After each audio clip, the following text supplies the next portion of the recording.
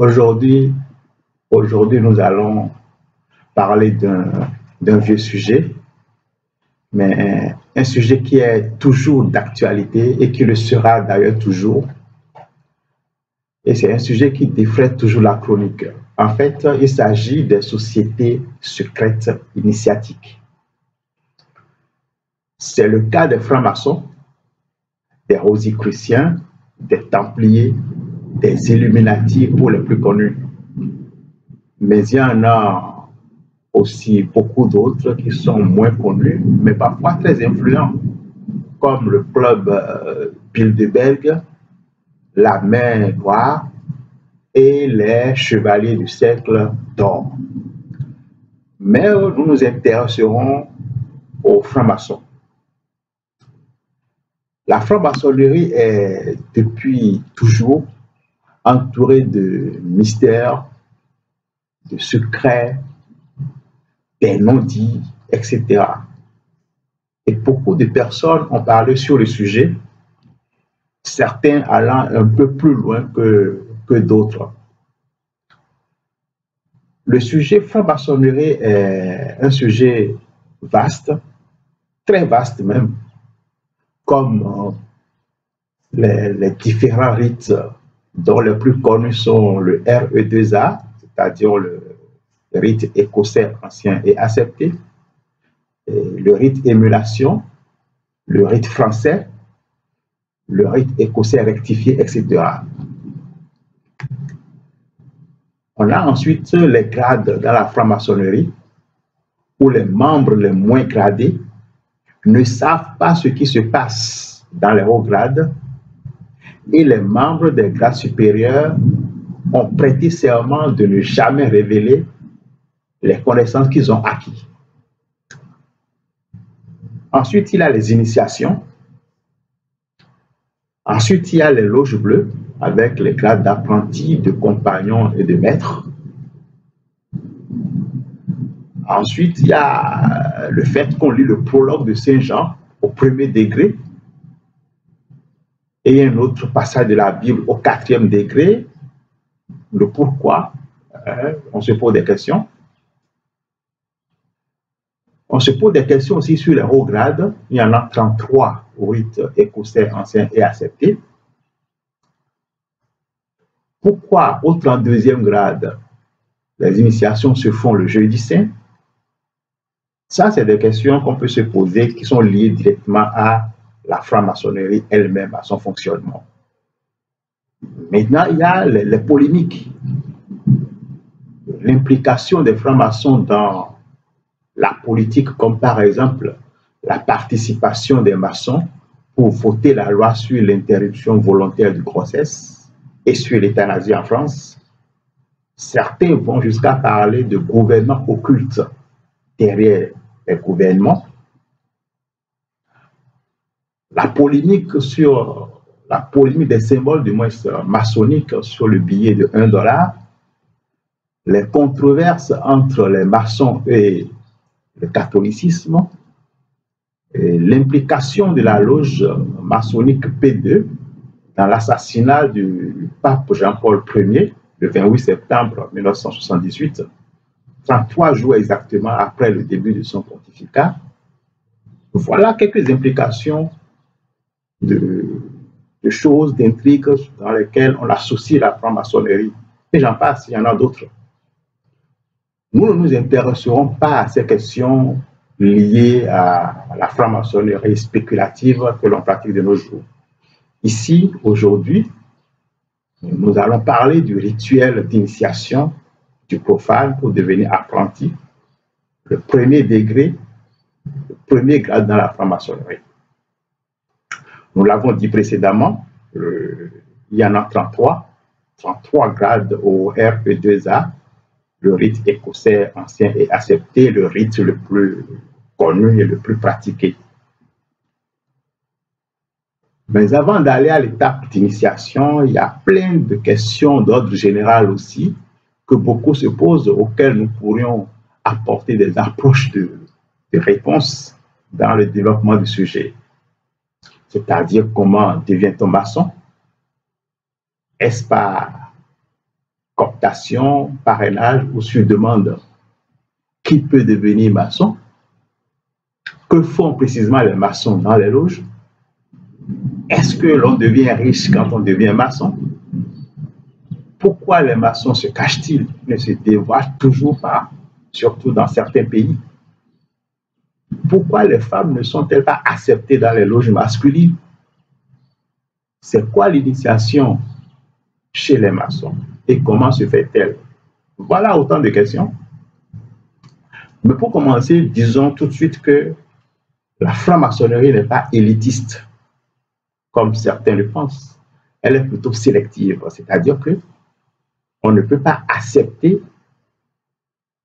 d'être un maçon si vous êtes athée, car vous devrez, le moment venu, prêter serment sur les trois grandes lumières de la franc-maçonnerie que sont la Bible, l'équerre et le compas. En fait, la Bible peut être remplacée par le Talmud, le Coran, dépendamment du récipiendaire. Dans le passé et jusqu'à maintenant, on ne devient maçon que par cooptation. Un ami, un parent, un collègue vous remarque et vous prend en estime et vous propose, vous approche et vous propose d'être maçon. Aujourd'hui, j'aurais appris que certaines obédiences acceptent des demandes postées via Internet, mais franchement, j'en ai pas la certitude. Donc, nous allons voir aujourd'hui, il y a l'intégralité de la première initiation maçonnique, celle qui vous confère le grade d'apprenti, qui a été pour la première fois filmée en conditions réelles. C'est des acteurs, mais c'était très très bien fait, de la cooptation, en passant par les enquêtes, la lecture des rapports d'enquête, le passage sous le bandeau, le cabinet de réflexion, les moments forts comme la prestation de serment, la communication des secrets du premier degré au récipiendaire, tout a été dit dans le film. Même l'entrée en loge du vénéral maître, la place des apprentis, compagnons et maîtres dans la loge, les officiers de la loge, le tracé du tableau de loge, créant ainsi un espace sacré, et rien n'a été laissé. Le DVD s'appelle Au seuil de la loge. Voilà, Au seuil de la loge, que je pourrais vous envoyer si vous ne le trouvez pas dans les meilleures librairies ésotériques.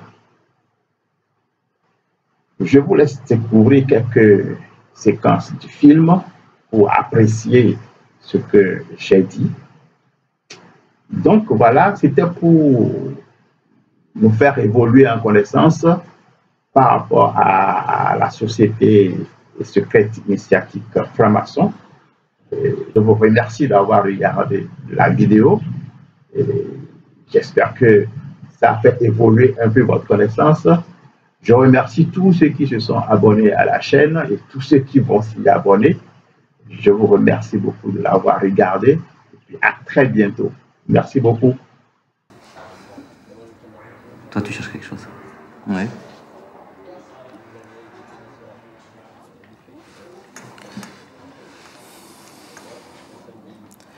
Je suis franc-maçon. Quelque temps plus tard, Alain Pagès entreprendra les démarches pour entrer en maçonnerie. Vous allez assister à la cérémonie d'initiation d'Alain Pagès. Ses connaissances, il me paraît être de bonne volonté, assidu et courageux. Cet homme m'a donné une très bonne impression. Je suis favorable à son initiation. L'enquêteur a signé. Ces rapports lui furent favorables, justifiant sa... vénérable maître. Depuis plus de 2 heures, M. Pagès est enfermé dans le cabinet de réflexion. Cette enceinte étroite symbolise le centre de la Terre. Le postulant écrit ses pensées les plus profondes sur son testament philosophique. Mes frères et sœurs nous allons maintenant procéder à la cérémonie d'initiation du profane Alain Pagès, qui a été l'objet de 3 scrutins favorables. Frère.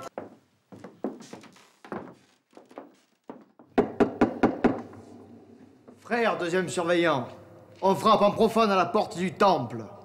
Vénérable maître, on frappe en profane à la porte du temple. Qui ose donc venir interrompre nos travaux? Frères couvreurs, voyez qui frappe ainsi.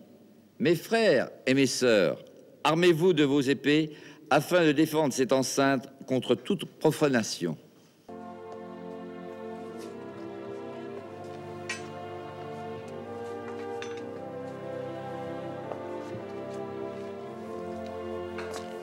Les frères couvreurs et maîtres des cérémonies forment une porte basse, celle de l'entrée du temple du roi Salomon, où l'on ne pénètre à l'intérieur qu'avec respect et humilité.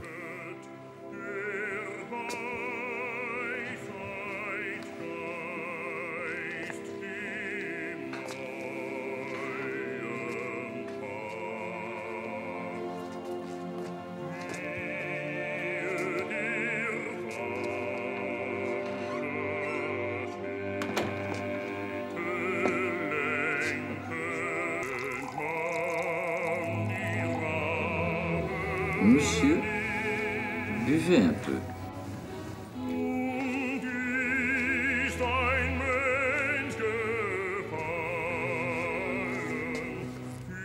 Maintenant, prononcez après moi ce serment.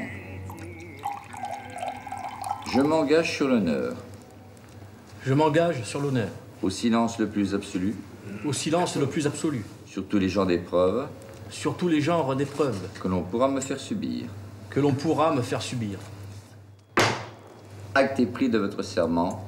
Maintenant, monsieur, buvez, buvez tout.